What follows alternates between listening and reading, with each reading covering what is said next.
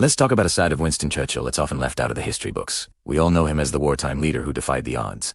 But there's a much darker chapter to his story, one that involves his policies and their devastating impact on millions of people. We need to go back to World War II, specifically to Bengal, a region in British-ruled India. In 1943, a catastrophic famine struck. While many factors contributed, like a cyclone and the Japanese occupation of nearby Burma, Churchill's wartime policies made a desperate situation infinitely worse. Here's what happened. The British government, under Churchill's leadership, implemented a denial policy.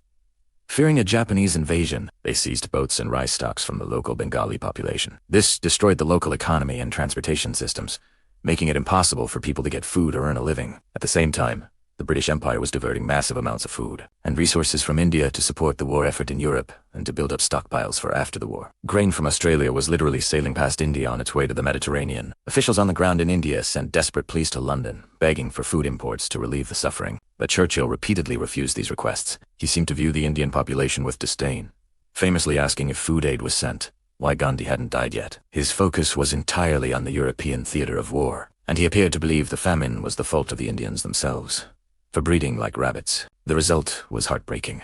An estimated 3 million men, women, and children starved to death. Eyewitness accounts describe skeletal figures flooding the streets of Calcutta, begging for a single grain of rice. It was a humanitarian crisis of epic proportions, happening under the watch of one of history's most celebrated leaders. The decisions made in London had fatal consequences thousands of miles away. It's crucial that we remember this part of the story. History is complex, and heroes can have deeply flawed, even tragic, legacies. By acknowledging the full picture, we can have a more honest understanding of the past and the powerful figures who shaped it. Thanks for watching. If you found this perspective valuable, please like and subscribe for more deep dives into history's hidden stories.